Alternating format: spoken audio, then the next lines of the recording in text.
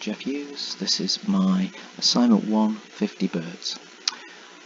To randomise the vertical gap between the pipes, when we got the program it was actually set to 90.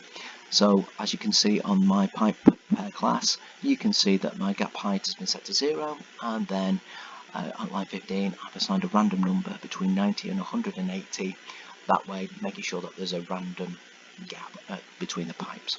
That's the first part of the assignment. Second part, we had to randomise the interval between the spawning pairs of pipes. To do this, as you can see at line 39 of my play state lure, class even, I've chosen between a minimum of 2 to 40 seconds. Therefore, it makes the game play more. Anything over 40 just got too many big gaps and it just became too easy to play the game. So this is the change I've made to satisfy that.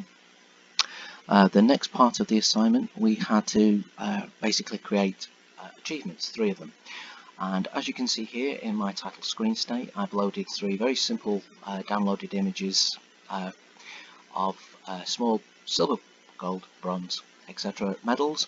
And then just as the screen comes up, I put from lines 32 to 40, effectively, this is how you achieve the medals.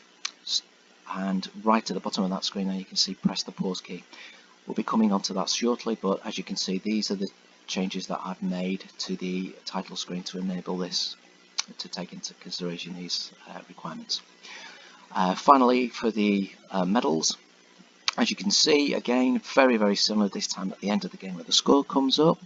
I am literally loading in the 3 images, larger versions this time, and then there's some if conditions set to basically test what your score is, and then as you can see at line 45 there, bronze medal, 49 silver, and then on line 53 the gold medals are shown against the screen.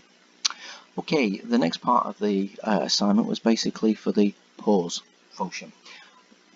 Very challenging, but a lot of fun. The first thing to do here was to get a pause image, which I actually made myself.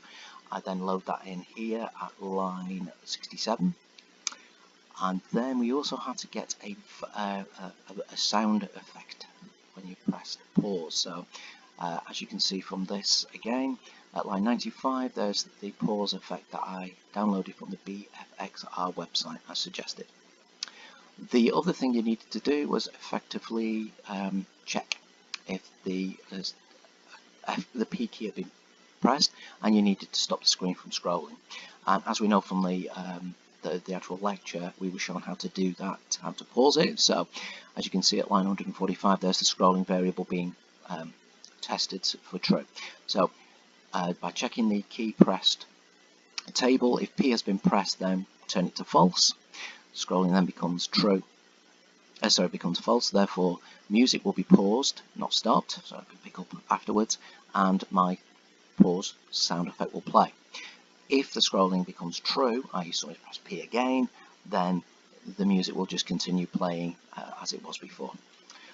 Now the difficult part of the assignment was the actual pause function itself.